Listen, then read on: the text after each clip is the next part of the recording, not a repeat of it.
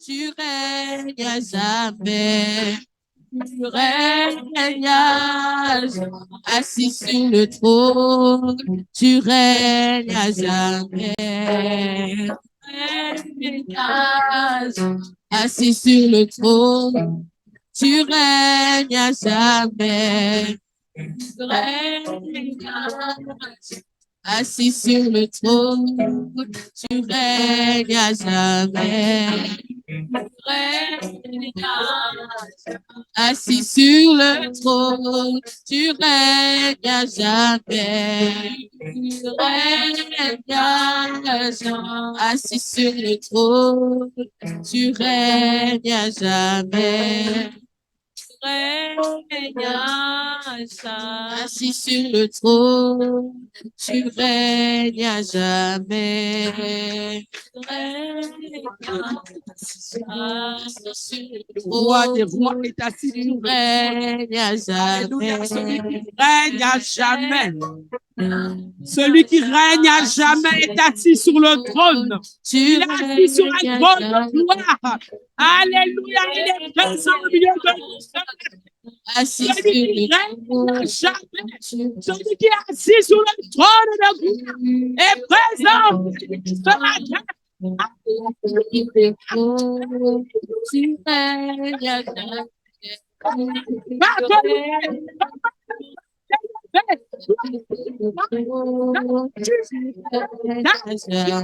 Béni sois-tu encore, Père. Béni sois-tu encore, Père. Tu règnes à jamais.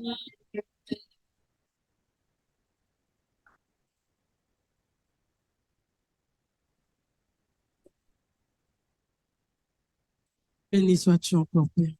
Béni sois-tu pour tes bienfaits. Est-ce qu'on peut acclamer pour la présence de notre Dieu ce matin? Acclame, acclame, acclame, acclame, acclame ton Dieu. Celui qui règne à jamais. Celui qui ne souffre d'aucune ombre de variation. Celui qui est le même hier, aujourd'hui et l'éternité en éternité. Alléluia. Amen. Amen. Gloire à notre Dieu. Je voudrais bénir d'abord notre Dieu pour la vie de chacun de nous ce matin. Il a encore fait grâce pour que nous soyons debout ce matin. Et je voudrais lui dire merci aussi pour la vie de nos parents spirituels, le prophète Mariska et la prophétesse Patricia. Nous allons acclamer parce qu'ils ont été consacrés, ordonnés la semaine prochaine. Gloire à notre Dieu. Il a dit, après cela viendra la gloire. Alors nous devons marcher comme des chrétiens qui manifestons la gloire de Dieu. Alléluia. Nous ne sommes pas n'importe qui. Nous sommes fils du royaume. Amen. Béni sois-tu, Père. Merci aussi à nos parents pour de ceux qui m'accordent l'opportunité de me tenir en ce lieu pour parler de notre Dieu. Alléluia. Merci pour la confiance. Merci pour tout l'amour. Merci pour tout ce que vous faites et tout ce que vous êtes, chacun de nous ici présents. Soyons encore bénis et que le Seigneur continue à faire de grandes choses dans votre vie au nom de Jésus. Amen. Amen. Gloire à notre Dieu. Nous sommes au mois d'août, le mois de l'obéissance. Et je veux qu'on acclame encore le Seigneur pour la cape qui a été une réussite pour chacune de nos vies parce que nous avons donné de notre temps, donné de nos vies, donné de notre argent, donné de tout ce qu'on avait, tout ce qui était possible.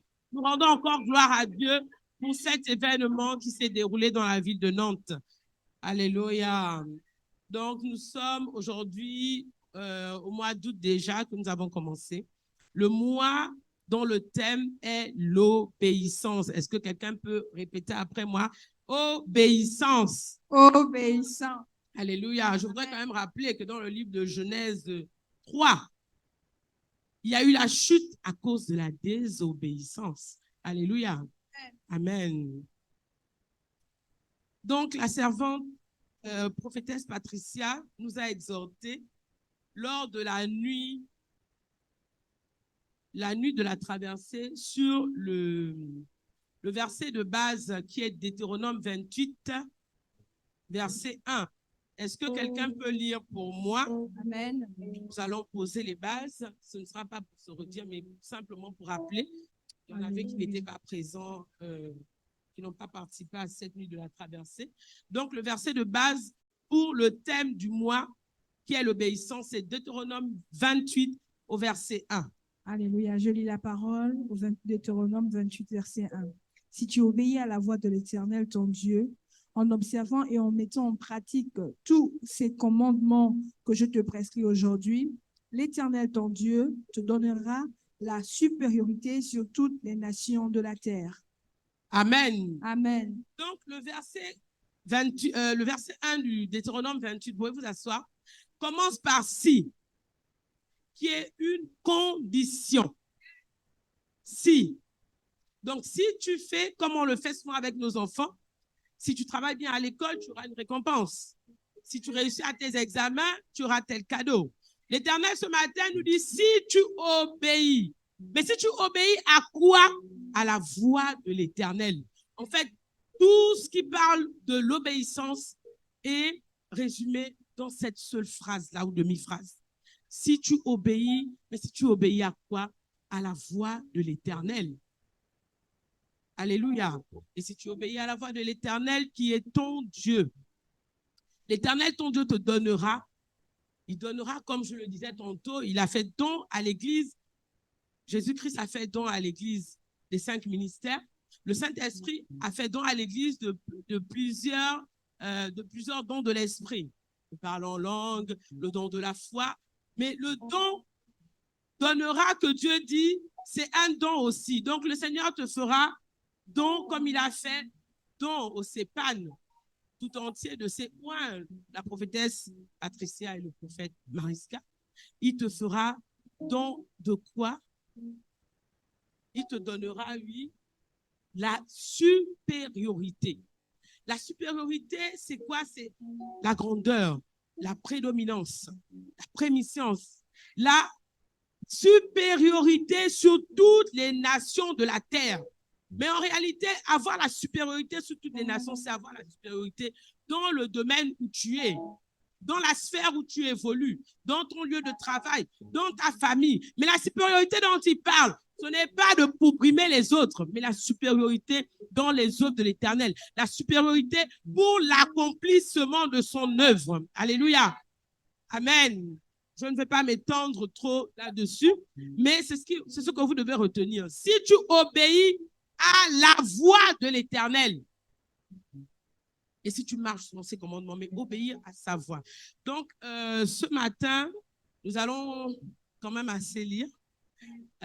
Les livres que nous aurons à lire, c'est Genèse 24, versets 1 à 61, Genèse 25, versets 21, 23, et ensuite Genèse 27. Nous allons commencer par Genèse 24, verset 1 à 61. 61. Je lis la parole. Alléluia.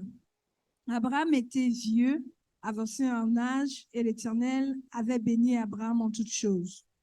Abraham dit à son serviteur, le plus ancien de sa maison, l'intendant de tous ses biens, « Mais je te prie ta main sous ma cuisse, et je te ferai jurer par l'Éternel, le Dieu du ciel et le Dieu de la terre, de ne pas prendre pour mon fils une femme parmi les filles de Cananéens au milieu desquelles j'habite, mais d'aller dans mon pays et dans ma patrie, prendre une femme pour mon fils Isaac. » Le serviteur lui répondit, « Peut-être la femme ne voudra-t-elle pas me suivre dans ce pays-ci? Devrais-je mener ton fils dans le pays d'où tu es sorti? » Abraham lui dit, « Garde-toi d'y mener mon fils. L'Éternel, au Dieu du ciel, qui m'a fait sortir de la maison de mon père et de ma patrie, qui m'a parlé et qui m'a juré en disant, je donnerai ce pays à ta postérité, lui-même enverra son ange devant toi, et c'est de là que tu prendras une femme pour mon fils. Si la femme ne veut pas te suivre, tu seras dégagé de ce serment que je t'ai fait faire. Seulement, tu n'y mèneras pas mon fils. » Le serviteur mit sa main sous la cuisse d'Abraham, son seigneur, et lui jura d'observer ces choses. Le serviteur prit 10 chameaux parmi les chameaux de son seigneur et il partit, ayant à sa disposition tous les biens de son seigneur. Il se leva et alla en Mésopotamie, à la ville de Nachor. Il fit reposer les chameaux sur leurs genoux hors de la ville, près d'un puits au temps du soir, au temps où sortent celles qui vont puiser de l'eau. Et il dit, Éternel Dieu de mon Seigneur Abraham, fais-moi, je te prie, rencontrer aujourd'hui ce que je désire et use de bonté envers mon Seigneur Abraham. Voici, je me tiens près de la source d'eau et les filles des gens de la ville vont sortir pour puiser l'eau. Que la jeune fille à laquelle je dirai, penche ta cruche, je te prie pour que je boive, et qui répondra, bois, et je donnerai aussi à boire à tes chameaux, soit celle que tu as destinée à ton serviteur Isaac. Et par là, je connaîtrai que tu uses de bonté envers mon Seigneur. Il n'avait pas encore fini de parler que sortit sa cruche sur l'épaule. Rebecca, née de Bethuel, fils de Milca, femme de Nachor, frère d'Abraham. C'était une fille très belle de figure. Elle était vierge et aucun homme ne l'avait connue. Elle descendit à la source, remplit sa cruche et remonta. Le serviteur courut au-devant d'elle et dit, « Laisse-moi boire, je te prie, un peu d'eau de ta cruche. » Elle répondit, « Bois, mon Seigneur. » Et elle s'empressa d'abaisser sa cruche sur sa main et de lui donner à boire. Quand elle eut achevé de lui donner à boire, elle dit, « Je puiserai aussi pour tes chameaux jusqu'à ce qu'ils aient assez bu. » Et elle s'empressa de vider sa cruche dans l'abreuvoir et courut encore au puits pour puiser. Et elle puisa pour tous les chameaux. L'homme la regarda avec étonnement et sans rien dire pour voir si l'Éternel faisait réussir son voyage ou non. Quand les chameaux eurent fini de boire, l'homme prit un anneau d'or du poids d'un demi-sicle et 2 bracelets du poids de 2 cycles d'or. Et il dit, « De qui es-tu fille? Dis-le-moi, je te prie. Y a-t-il dans la maison de ton père de la place pour passer la nuit? » Elle répondit, « Je suis fille de Bethuel, fils de Milca et de Nachor. » Elle lui dit encore, « Il y a chez nous de la paille et du fourrage en abondance, et aussi de la place pour passer la nuit. » Alors l'homme s'inclina et se prosterna devant l'Éternel, en disant, « Béni soit l'Éternel, le Dieu de mon Seigneur Abraham, qui n'a pas renoncé à sa miséricorde et à sa fidélité envers mon Seigneur. Moi-même, l'Éternel m'a conduit à la maison des frères de mon Seigneur. » La jeune fille courut raconter ces choses à la maison de sa mère. Rebecca avait un frère nommé Laban, et Laban courut dehors vers l'homme près de la source. Il avait vu l'anneau et les bracelets aux mains de sa sœur, et il avait entendu les paroles de Rebecca, sa sœur, disant, « Ainsi m'a parlé l'homme. » Il vint donc à cet homme qui se tenait auprès des chameaux vers la source. Et il dit, « Viens, bénis l'Éternel. Pourquoi resterais-tu dehors? J'ai préparé la maison et une place pour les chameaux. » L'homme arriva à la maison. Laban fit décharger les chameaux et il donna la paille et du fourrage aux chameaux et de l'eau pour laver les pieds de l'homme et les pieds des gens qui étaient avec lui. Puis, il lui servit à manger. Mais il dit, « Je ne mangerai point avant dit ce que j'ai à dire. » « Parle, dit Laban. Alors il dit, « Je suis serviteur d'Abraham. L'Éternel a comblé de bénédictions mon Seigneur, et qui est devenu puissant. Il lui a donné des brebis et des bœufs, de l'argent et de l'or, des serviteurs et des servantes, des chameaux et des ânes. Sarah, la femme de mon Seigneur, a enfanté dans sa vieillesse un fils à mon Seigneur et lui a donné tout ce qu'il possède. Mon Seigneur m'a fait jurer en disant, tu ne prendras pas pour mon fils une femme parmi les filles des Cananéens dans le pays desquels j'habite, mais tu iras dans la maison de mon père et de ma famille prendre une femme pour mon fils. J'ai dit à mon Seigneur, peut-être la femme ne voudra-t-elle pas me suivre? Il m'a répondu, l'Éternel, devant qui j'ai marché, enverra son ange avec toi et il fera réussir ton voyage. Et tu prendras pour mon fils une femme de la famille et de la maison de mon père. Tu seras dégagé du serment que tu me fais quand tu auras été vers ma famille. Et si tu ne te l'accordes pas, et si on ne te l'accorde pas, tu seras dégagé du serment que tu me fais. Je suis arrivé aujourd'hui à la source et j'ai dit, Éternel, Dieu de mon Seigneur Abraham, Si tu daignes faire réussir le voyage que j'accomplis, voici, je me tiens près de la source d'eau, et que la jeune fille qui sortira pour puiser et à qui je dirai, laisse-moi boire, je te prie un peu d'eau de ta cruche, et qui me répondra, bois toi-même, et je puiserai aussi pour tes chameaux, que cette jeune fille soit la femme que l'Éternel a destinée au fils de mon Seigneur. Avant que j'eusse fini de parler à mon cœur, voici Rebecca est sortie, sa cruche sur l'épaule, et elle est descendue à la source et a puisé. Je lui ai dit, donne-moi à boire, je te prie. Elle s'est empressée d'abaisser sa cruche dessus de son épaule, et elle a dit, bois, et je donnerai aussi à boire à tes chameaux. J'ai bu, et elle a aussi donné à boire à mes chameaux. Je l'ai interrogée, et j'ai dit, de qui es-tu fille? Elle a répondu, je suis fille de Bethuel, fils de Nachor et de Milka. J'ai mis l'anneau à son nez et les bracelets à ses mains. Puis je me suis inclinée pour prosterner devant l'Éternel et j'ai béni l'Éternel, le Dieu de mon Seigneur Abraham, qui m'a conduit fidèlement afin que je prisse la fille du frère de mon Seigneur pour son fils. Maintenant, si vous voulez user de bienveillance et de fidélité envers mon Seigneur, déclarez-le-moi. Sinon, déclarez-le-moi et je me tournerai à droite ou à gauche. Laban et Bethuel répondirent et dirent, c'est de l'Éternel que la chose vient. Nous ne pouvons te parler ni en mal ni en bien. Voici Rebecca devant toi. Prends pas. Et qu'elle soit la femme du fils de ton Seigneur, comme l'Éternel l'a dit. Parce que le serviteur d'Abraham et le serviteur sortit les objets d'argent, des objets d'or et des vêtements qu'il donna à Rebecca. Il fit aussi des riches présents à son frère et à sa mère. Après quoi, ils mangèrent et burent, lui et les gens qui étaient avec lui, et ils passèrent la nuit. Le matin, quand ils furent levés, le serviteur dit, laissez-moi retourner vers mon Seigneur. Le frère et la mère dirent, que la jeune fille reste avec nous quelque temps encore, une dizaine de jours, ensuite tu partiras. Il leur répondit, ne me retirez pas, parce que l'Éternel a fait avec ce bon voyage. Laissez-moi partir et que j'aille vers mon Seigneur. Alors ils répondirent, appelons la jeune fille et consultons-la. Ils appelèrent donc Rebecca et lui dirent, veux-tu aller avec cet homme? Elle répondit, j'irai. Et ils laissèrent partir Rebecca, leur sœur et sa nourrice, avec le serviteur d'Abraham et ses gens. Ils bénirent Rebecca et lui dirent, ô notre sœur, puisses-tu devenir des milliers, des myriades, et que ta postérité possède la porte de tes ennemis. Rebecca se leva. Avec ses servantes, elles montèrent sur les chameaux et suivirent l'homme. Et le serviteur emmena Rebecca et partit. Amen. Amen. Est-ce qu'on peut acclamer la parole de Dieu? Yes. Alléluia. Amen. Cette histoire, c'est pour beaucoup la connaissent, mais c'était pour qu'on revienne dans le contexte. J'ai tenu. Là, on parle du patriarche, celui qui a cru.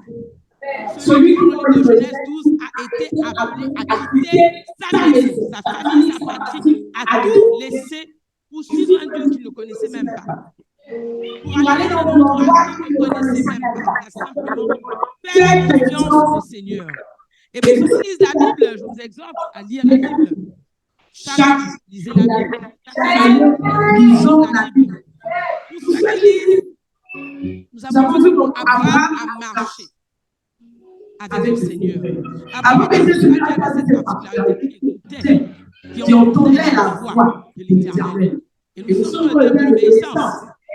Si tu obéis à la voix de l'Éternel, ton Dieu, Abraham est celui-là qui entendait la voix de l'Éternel, qui marchait selon les instructions de l'Éternel. Même s'il y a plusieurs reprises, il a eu à faire des erreurs, mais il a marché selon la voix de l'Éternel jusqu'à ce qu'il soit véritablement la circoncision de cœur et de tout son être. Il a emmené son fils Isaac, l'unique, celui qu'il aimait, pour le sacrifier au Seigneur, parce que le Seigneur, son Dieu, le lui a demandé. Alléluia. Abraham était celui qui marchait selon les instructions de l'Éternel. Et la Bible dit qu'il était avancé en âge. Il était vieux. Donc, il savait qu'il allait bientôt quitter cette terre. Il appelle son serviteur. Et quand il appelle son serviteur, on nous dit le plus ancien de sa maison, l'intendant de tous ses biens. On ne nous a pas dit qu'il était vieux, mais le plus ancien. Donc, ça fait longtemps qu'il y a une relation de confiance. Alléluia. Et l'obéissance, la signification de l'obéissance, c'est être soumis à, exécuter les ordres de, se soumettre, marcher selon, être conforme à. C'est vrai que donner plusieurs explications. J'ai pas vraiment de explications. Mais l'obéissance, c'est cela. Être conforme à, se soumettre à.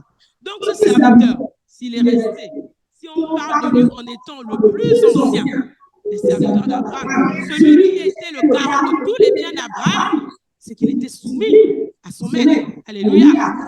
Et voilà encore, tellement il y a une relation de confiance, de considération avec ce serviteur, Abraham lui donne une mission, celle d'aller chercher une femme pour son fils Isaac. Mais donne des précisions, tu n'iras pas chercher, tu ne pourras pas dans l'environnement où je me trouve, pas de fille de Canaan, mais tu vas dans la maison de mon père. Pas de fille de Canaan, parce que l'Éternel, déjà, on le voit par la suite, lorsque le peuple d'Israël sort d'Égypte, il donne des recommandations à Moïse, à Josué, qu'il ne doit pas avoir de mélange. Le peuple d'Israël ne doit pas se mélanger avec les autres peuples pour éviter qu'il n'adore un autre Dieu que lui. Et là, Abraham fait jurer à son serviteur de faire selon ses instructions. Il fait rentrer son serviteur dans son intimité, plus qu'auparavant. Il le fait jurer comment en posant sa main sur sa cuisse. Est-ce que vous êtes marié quand je suis coupé, voir la cuisse de quelqu'un? Et si c'est ton maître, tu peux poser la main sur la cuisse de ton maître. Donc, Abraham fait entrer son serviteur dans son intimité. Mais en réalité, l'intimité dans laquelle Abraham fait rentrer son serviteur, c'est l'intimité avec Dieu. Alléluia. Il le fait rentrer dans l'intimité avec son Dieu. Et nous pourrons le voir par la suite.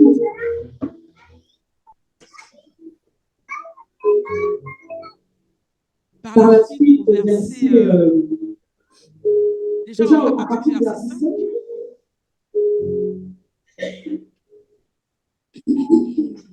Au verset 7, l'Éternel Dieu du ciel qui m'a fait sortir de la maison de mon père et de ma patrie, qui m'a parlé et qui m'a juré en disant, je donnerai ce pays à ta postérité, lui-même levera son ange devant toi, et celle-là, tu prendras une femme pour mon fils.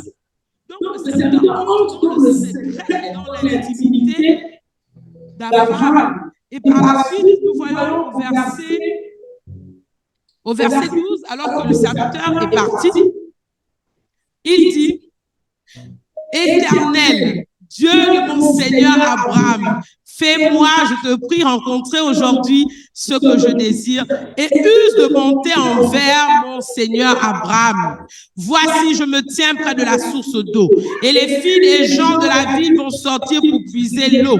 Que la jeune fille à laquelle je dirai, penche ta cruche et je te prie pour que je boive et qui répondra, bois et je donnerai aussi à boire à tes chameaux, soit celle que tu as destinée à ton serviteur Isaac, et par là je connaîtrai que tu uses de bonté envers mon Seigneur. La Bible déclare dans le livre de Jean, au commencement était la parole était avec Dieu, la parole était Dieu. Rien de ce qui a été fait n'a été fait autrement que par la parole. Dans le livre de Genèse 1, la Bible déclare que au commencement Dieu créa le ciel et la terre. La terre était vide et informe et l'Esprit de Dieu se mouvait au-dessus des eaux. Puis Dieu dit que la lumière soit. Jusqu'au 7e jour, Dieu dit, dans le livre de Genèse 2, Dieu continue à dire, c'est par sa parole qu'il a amené toutes choses à la création. Et c'est par la parole. Lorsque le serviteur qui est entré dans l'intimité de son maître, Il connaît que c'est la parole qui doit être utilisée. Son maître entend la voix de Dieu. Et bien, ce serviteur libère aussi une parole et cette parole est exécutée et accomplie parce qu'il était dans la présence de Dieu, parce qu'il faisait selon Dieu. Alléluia. Amen. Et la Bible dit aussi que Dieu parle tantôt d'une manière, tantôt d'une autre. Regardons la réaction de Rebecca. La Bible ne nous précise pas qu'elle connaissait Dieu. Parce qu'Abraham est issu d'une famille idolâtre. Il a été pris où? Ur en Chaldée, qui est appelé aujourd'hui en fait Babylone. Donc un pays idolâtre, où les gens ne connaissaient pas le Dieu d'Abraham. Et c'est là-bas où Rebecca vivait. Mais Dieu parle tantôt d'une manière, tantôt d'une autre. Lorsque Dieu a eu sa volonté à accomplir, les choses se font selon ce qu'il a dit. Et voilà Rebecca qui ne connaissait pas ce Dieu, qui entend, nous allons le voir par la suite, qui entend elle aussi la voix de Dieu et manifeste, accomplit la volonté de Dieu selon les désirs du serviteur d'Abraham. Alléluia. Est-ce que quelqu'un me suit? Est-ce que vous suivez? Alléluia. Et par la suite, Rebecca va avec le serviteur d'Abraham pour aller à la rencontre de son époux, son futur époux Isaac. Amen. Nous allons prendre Genèse 25, versets 21 à 23. Amen. Je lis la parole dans Genèse 25, 21 à 23. Isaac implora l'Éternel pour sa femme, car elle était stérile.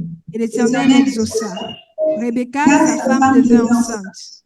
Les enfants se mettaient dans son sein, et elle dit, « S'il en est ainsi, pourquoi suis-je enceinte ?» Elle alla consulter l'Éternel, et l'Éternel lui dit, « Deux nations sont dans ton ventre, et deux peuples se sépareront au sortir de tes entrailles. Un de ces peuples sera plus fort que l'autre, et le plus grand sera assujetti au plus petit. » Alléluia. Amen. Alléluia, gloire à notre Dieu.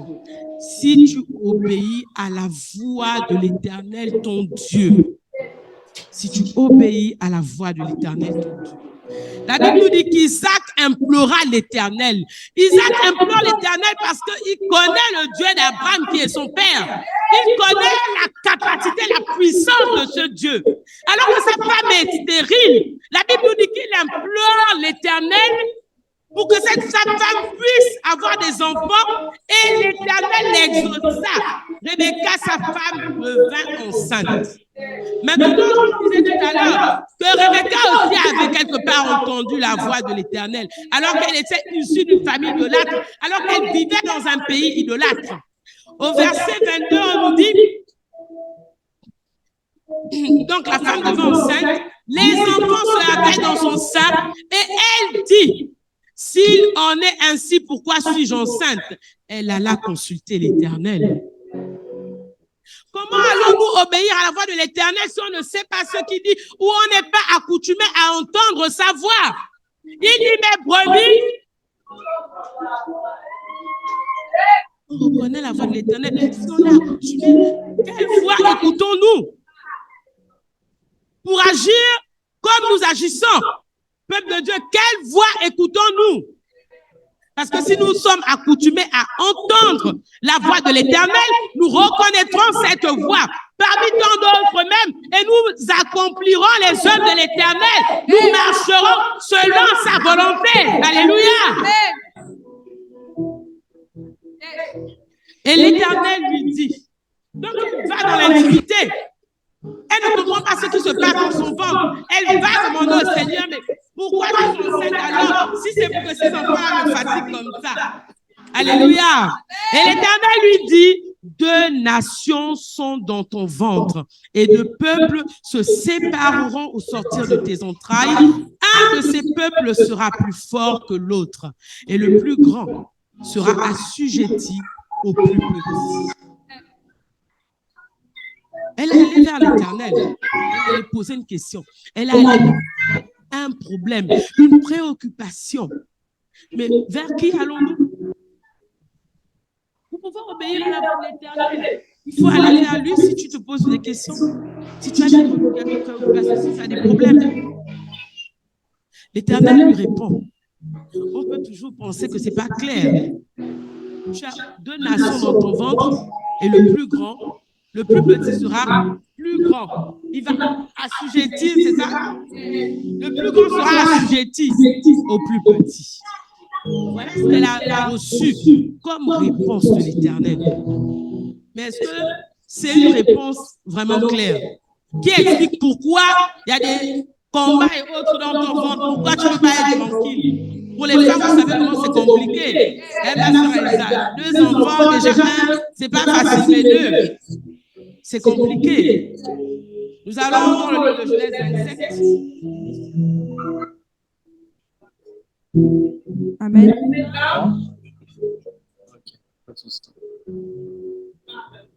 Et à 29, je lis la parole. Isaac devenait vieux et ses yeux s'étaient affaiblis au point qu'il ne voyait plus. Alors il appela Ésaü, son fils aîné, et lui dit, « Mon fils ?» Et il lui répondit, « Me voici. » Isaac dit, « Voici donc, je suis vieux, je ne connais pas le jour de ma mort.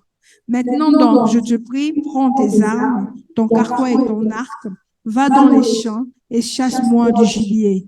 Fais-moi un mets comme j'aime et apporte-le-moi à manger afin que mon âme te bénisse avant que je ne meure. » Rebecca écouta ce qu'Isaac disait à Ésaü, son fils. Et Ésaü s'en alla dans les champs pour chasser du gibier et pour le rapporter. Puis Rebecca dit à Jacob, son fils, « Voici, j'ai entendu ton père qui parlait ainsi à Ésaü, ton frère.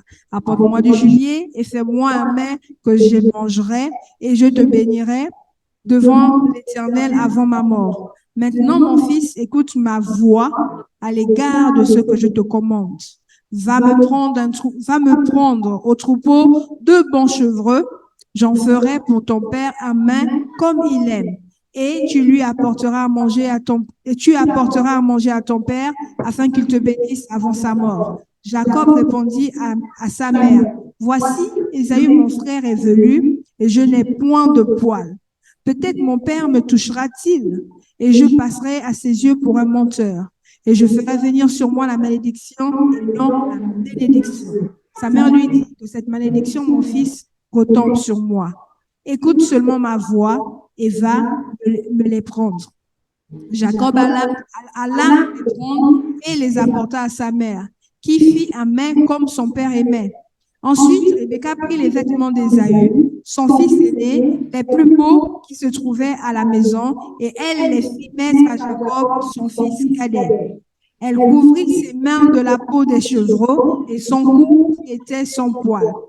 Et elle plaça dans la main de Jacob, son fils, le mets et le pain qu'elle avait préparé. Il vint vers son père et dit, « Mon père ?» Et Isaac dit, « Me voici. Qui es-tu, mon fils ?» Jacob répondit à son père, « Je suis Ésaü, ton fils aîné. J'ai fait ce que tu m'as dit. Lève-toi, je te prie, assis-toi et mange de mon gibier afin que ton âme me bénisse. » Isaac dit à son fils, « Et quoi? Tu en as déjà trouvé, mon fils ?» Et Jacob répondit, « C'est que l'Éternel, ton Dieu, l'a fait venir devant moi. » Isaac dit à Jacob, « Approche donc et que je te touche, mon fils, pour savoir si tu es mon fils Ésaü ou non. » Jacob s'approcha d'Isaac, son père, qui le toucha et dit, « La voix est la voix de Jacob, mais les mains sont les mains d'Ésaü. » Et il ne le reconnut pas parce que ses mains étaient velues comme les mains d'Ésaü, son frère, et il le bénit. Amen. Continue jusqu'au 29. Amen. Il dit, c'est toi, 24. Il dit, c'est toi qui es mon fils Ésaü. Et Jacob répondit, c'est moi. Isaac dit, serre-moi et que je mange du gibier de mon fils afin que mon âme te bénisse. Jacob le servit et il mangea. Il lui apporta aussi du vin et il but. Alors Isaac, son père, lui dit, approche donc et baise-moi mon fils. Jacob s'approcha et le baisa. Isaac sentit l'odeur de ses vêtements, puis il le bénit et dit, voici l'odeur de mon fils, et comme l'odeur d'un champ que l'Éternel a béni. Que Dieu te donne de la rosée du ciel et de la graisse de la terre, du blé et du vin en abondance. Que des peuples te soient soumis et que des nations se prosternent devant toi. Sois le maître de tes frères et que les fils de ta mère se prosternent devant toi. Maudit soit quiconque te maudira et béni soit quiconque te bénira. Amen. Amen.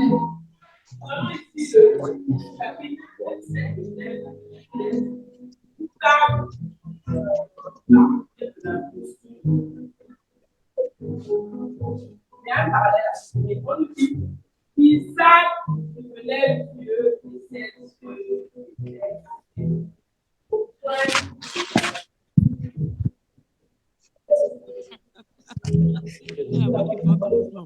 Donc, voilà Isaac aussi, qui est vieux à son tour, comme son père Abraham.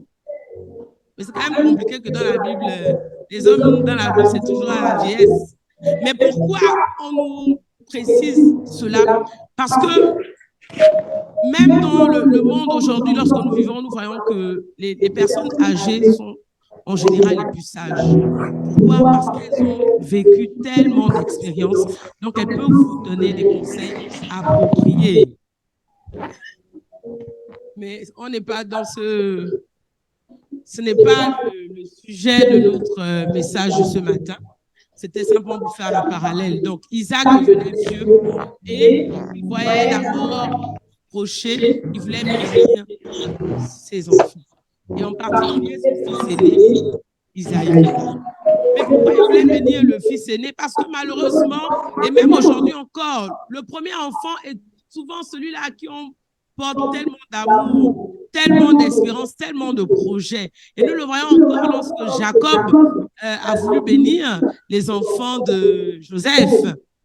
Joseph a été frustré lorsque Jacob a posé les mains sur le second au lieu du premier. Alléluia.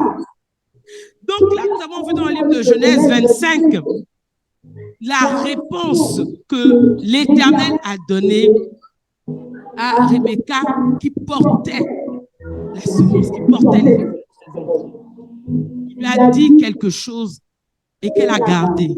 Et les femmes sont souvent les gardiennes, je dirais des temps, gardiennes des secrets. Secrets de son époux, secrets de famille, secrets des enfants. C'est comme ça qu'une femme doit être. Et même Marie, on nous dit, lorsque Jésus croissait, tout ce que Jésus faisait, Marie, elle gardait. Tout ce qui se passait, elle le gardait. Alléluia. Donc, Joseph, Isaac veut bénir son fils aîné. Et pour le bénir, il veut être vraiment dans la joie. Et je pense que comme il aimait particulièrement ce mets-là, il a demandé à son fils aîné de le faire pour qu'il soit dans les dispositions pour pouvoir bénir son fils. Mais regardez l'attitude, la conspiration qu'il y a eu. Et c'est Rebecca, elle a entendu comment Isaac demandait à son fils d'aller chasser et de lui faire un main pour qu'il puisse le bénir. Donc, elle demande au deuxième enfant qui est Jacob de prendre la place de son frère. Et Jacob est béni. Mais Jacob est béni, on peut dire qu'elle est entrée en infraction, selon la parole de Dieu. Mais en réalité, qui était dans l'infraction? C'est Isaac. Est-ce que Isaac, avant de bénir son fils, il allait demander à Dieu, vu qu'il en a deux? Abraham, lui, il a reçu une instruction bien précise. Alors qu'il y a eu le fils d'Agar, Dieu lui a dit, c'est le fils de la promesse. C'est Isaac qui est le fils de la promesse.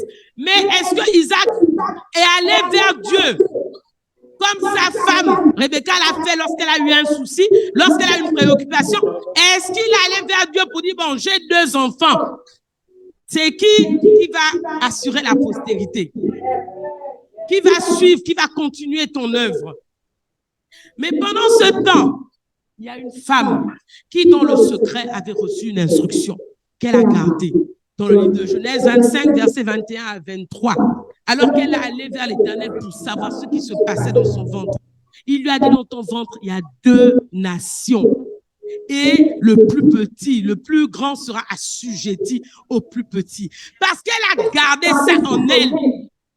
Elle a entendu Dieu lui parler. C'est pourquoi lorsque le moment où tout devait se passer, le moment où le relais devait être transmis, elle a préféré être désagréable devant le monde. Elle a préféré ne pas plaire à son époux, ne pas plaire, même frustrée, faire mal à son fils aîné, ne pas plaire au monde entier. Mais il fallait qu'elle respecte l'instruction qu'elle avait reçue dans le secret. Il fallait qu'elle obéisse à la parole qui lui avait été donnée dans le secret. Alors aujourd'hui, pendant que nous marchons, que ce soit dans nos familles, dans nos lieux de travail et même à l'église, parfois, on ne pourra pas plaire à tous. Parce que ce que Dieu aura donné comme instruction sera contraire à ce que tout le monde dit ou à ce que tout le monde pense. Et la Bible déclare que l'obéissance vaut mieux que tous les sacrifices. Samuel a donné des sacrifices à l'Éternel, mais ça n'est pas plus à l'Éternel. Pourquoi? Parce qu'il n'avait pas obéi aux instructions qui avaient été données. Et voilà, alors que Isaac devait bénir son fils, il devait transmettre ce que l'Éternel lui avait donné. Il bénit Jacob à la place d'Isaïe. Mais pourquoi? Parce qu'il y a quelqu'un qui, dans le secret, a obéi. Ne nous attendons pas toujours à entendre Dieu parler, le tonnerre. Là, on va savoir que c'est Dieu. Ou tremblement de terre, on pensera que c'est Dieu. Non. Dieu parle d'abord dans l'intimité. Comme je le disais, Dieu parle tantôt d'une manière, tantôt d'une autre. Soyons ces femmes-là qui sont dans le secret avec l'Éternel, qui entendent la voix, qui s'accoutument à entendre la voix de l'Éternel et tout marche dans l'obéissance de sa parole. C'est à cause de la désobéissance qu'il y a eu la chute dans le monde. C'est à cause de la désobéissance que l'homme est entré dans le péché et que la mort est entrée dans l'humanité. À cause de la désobéissance. Donc ce matin, je voudrais que nous soyons nous aussi des Rebecca, dans l'intimité avec le Seigneur. C'est dans l'intimité avec le Seigneur qu'on pourra marcher selon sa volonté, qu'on pourra faire selon ce qu'on a entendu dans le secret. C'est dans l'intimité. Que le Seigneur soit béni, que le Seigneur soit élevé encore et qu'il nous accorde la grâce durant ce mois de l'obéissance, que véritablement nos vies soient changées, que nos vies soient transformées et que sa parole nous change, que nous puissions marcher selon sa parole. Au nom de Jésus, acclame, acclame, acclame ton Dieu. Alléluia, béni sois-tu, mon Père.